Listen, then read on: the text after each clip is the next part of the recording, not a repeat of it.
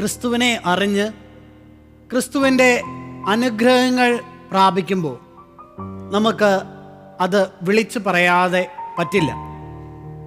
അതുകൊണ്ടാണ് ഈശോയുടെ അനുഗ്രഹം സ്വീകരിച്ച പലരും അവനെ പ്രസിദ്ധമാക്കാൻ തുടങ്ങിയത്.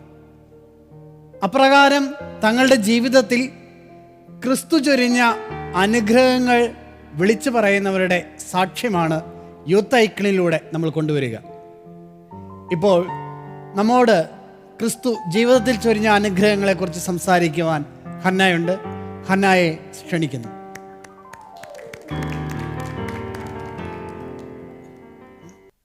എൻ്റെ പേര് ഹന്ന, വീട് ഇരിഞ്ഞാലക്കുടയാണ്. ഞാൻ ഗാഗുൽത്തെ യൂത്ത് ആർമിയിൽ ഒരു അംഗമാണ്. എനിക്ക് ദൈവം തന്ന അനുഗ്രഹങ്ങൾക്ക് നന്ദി പറയാൻ വേണ്ടിയിട്ടാണ് ഞാനിവിടെ ആയിരിക്കുന്നത്.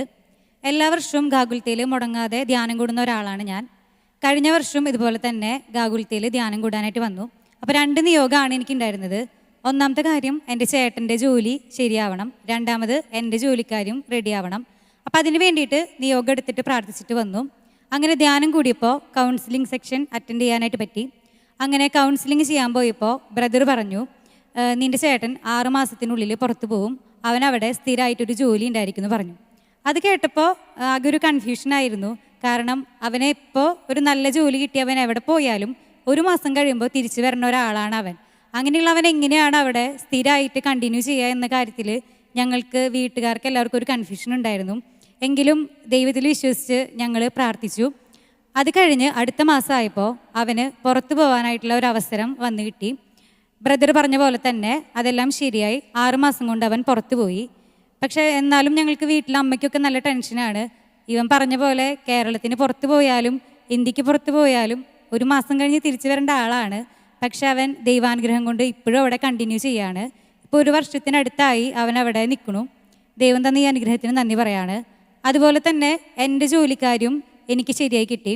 അതിന് വേണ്ടിയിട്ട് ഞാൻ കൗൺസിലിംഗ് അറ്റൻഡ് ചെയ്തപ്പോൾ ബ്രദർ എന്നോട് പറഞ്ഞു, നീ ദൈവത്തിന് വേണ്ടി ഒരു സ്റ്റെപ്പ് വെക്കുകയാണെങ്കിൽ ദൈവം നിനക്ക് വേണ്ടി 3 സ്റ്റെപ്പ് കൂടുതൽ വെക്കുമെന്ന്. അപ്പോൾ അതിന് വേണ്ടി ഞാൻ എന്താ ചെയ്യേണ്ടതെന്ന് ചോദിച്ചു. അപ്പോൾ ബ്രദർ പറഞ്ഞു, നീ ഒരു കമ്മിറ്റ്മെൻ്റ് എടുത്തിട്ട് ഇവിടെ വന്ന് ശുശ്രൂഷ ചെയ്യാനായിട്ട് പറഞ്ഞു. അത് പ്രകാരം ഞാൻ കഴിഞ്ഞ വർഷം വെക്കേഷൻ ഫുള്ള് ഗാഗുൽത്തയിൽ കമ്മിറ്റ്മെൻ്റ് എടുത്ത പോലെ അവിടെ നിന്ന് ശുശ്രൂഷ ചെയ്യായിരുന്നു. അതിൻ്റെ ഫലമായിട്ട് ഈ ജൂണിൽ എൻ്റെ ജോലിയും എനിക്ക് ശരിയായിട്ട് കിട്ടി. ഇത്രയും അനുഗ്രഹങ്ങൾ തന്ന ദൈവത്തിന് ഞാൻ ഈ അവസരത്തിൽ നന്ദി പറയാണ്. ക്രിസ്തുവിന് വേണ്ടി ഒരു സ്റ്റെപ്പ് എടുത്തു വെച്ചാൽ അവിടുന്ന് നമ്മിലേക്ക് 3 സ്റ്റെപ്പ് എടുത്ത് വയ്ക്കും. നമ്മൾ കേട്ട സാക്ഷ്യത്തിനിടയിൽ പറഞ്ഞ ഒരു വാക്കാണ്. ഒരുപക്ഷെ ക്രിസ്തുവിന് വേണ്ടി ജീവിക്കാൻ നമ്മളൊന്ന് തുടങ്ങിക്കഴിഞ്ഞാൽ നമുക്ക് ഒരുപാട് അനുഗ്രഹങ്ങൾ അവനിലൂടെ നമുക്ക് ലഭിക്കും. ഒരുപക്ഷെ കിട്ടിയ അനുഗ്രഹങ്ങളെക്കാൾ അവസാന കാലങ്ങളിൽ നമ്മൾ ഓർത്ത് പറയുക കിട്ടാതെ പോയ കാര്യങ്ങൾക്ക് വേണ്ടിയിട്ടായിരിക്കും. അതിലേറ്റവും പ്രധാനപ്പെട്ട ഒരു കാര്യമെന്ന് പറയുന്നത് ക്രിസ്തുവിൽ വിശ്വസിക്കുക എന്നുള്ളതാണ്. നമ്മൾ ഈ നിമിഷം പ്രാർത്ഥിക്കാനായിട്ട് പോവുകയാണ്. ലോകമെമ്പാടുമുള്ള എല്ലാ യുവജനങ്ങൾക്ക് വേണ്ടിയും പ്രാർത്ഥിക്കാം. കാരണം ക്രിസ്തുവിലേക്ക് ഒരടിയെടുത്ത് വയ്ക്കുക എന്ന് പറഞ്ഞാൽ അതിന് ഒത്തിരിയേറെ കറേജ് ആവശ്യമുണ്ട്, ധൈര്യം ആവശ്യമുണ്ട്. കാരണം പലതിനെയും വിട്ടുകൊടുക്കേണ്ടി വരും, പലതിനെയും നീക്കിക്കളയേണ്ടി വരും.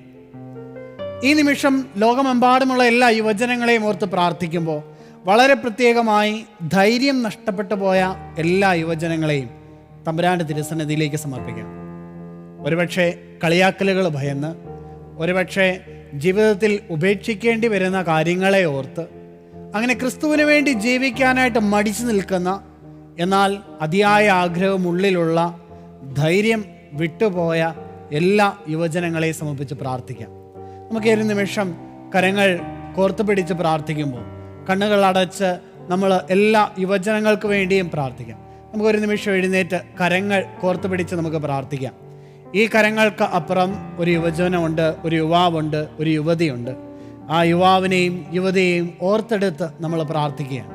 നമ്മുടെ ഹൃദയങ്ങളിലേക്ക് കടന്നു വരുന്ന നമ്മുടെ സുഹൃത്തിനെ തമ്പുരാൻ്റെ തിരുസന്നിധിയിലേക്ക് സമർപ്പിക്കാം. ധൈര്യം നഷ്ടപ്പെട്ടു പോയ, പലവിധ പ്രശ്നങ്ങളാൽ ജീവിതത്തിലുണ്ടായിരുന്ന ആത്മധൈര്യങ്ങൾ നഷ്ടപ്പെട്ടു പോയി ദൈവത്തെങ്കിലേക്ക് അടുക്കാനായിട്ട് മടിച്ചു നിൽക്കുന്ന, പേടിച്ചു നിൽക്കുന്ന എല്ലാ യുവജനങ്ങളെയും തമ്പുരാൻ്റെ തിരുസന്നിധിയിലേക്ക് നമുക്കൊന്ന് ഉയർത്തി കൊടുക്കാം. ഒരു നിമിഷം കരങ്ങൾ ഉയർത്തി തമ്പുരാനെ ഒന്ന് സ്തുതിച്ച് പ്രാർത്ഥിക്കാം. യേശുവേ നന്ദി, യേശുവേ ആരാധന. Hallelujah, hallelujah, hallelujah, hallelujah. യേശുവേ ആരാധന, ആരാധന. ധൈര്യം നഷ്ടപ്പെട്ടു പോയ എല്ലാ യുവജനങ്ങളിലേക്കും ഞങ്ങളുടെ പരിശുദ്ധാത്മാവിൻ്റെ ധൈര്യം ഇറക്കണമേ ഞങ്ങൾ പ്രാർത്ഥിക്കുന്നു. കർത്താവേ, ഞങ്ങളുടെ പരിശുദ്ധാത്മാവിൻ്റെ അരൂപിയെ അവരുടെ ഉള്ളിലേക്ക് നിറയ്ക്കണമേ. ധൈര്യത്തിൻ്റെ ആത്മാവിനെ, ശക്തിയുടെ ആത്മാവിനെ, വിവേകത്തിൻ്റെ ആത്മാവിനെ ഞങ്ങളുടെ യുവജനങ്ങളിലേക്ക് ഇറക്കണമേ എന്ന് പ്രാർത്ഥിക്കാം. ലോകമെമ്പും അങ്ങയുടെ സാക്ഷി നൽകുന്ന വ്യക്തികളായിട്ട് മാറാൻ ഞങ്ങളുടെ യുവാക്കളെ അനുഗ്രഹിക്കണമേ എന്ന് പ്രാർത്ഥിക്കുന്നു. യേശുവേ നന്ദി, യേശുവേ ആരാധന, യേശുവേ സ്തുതി. Hallelujah, hallelujah.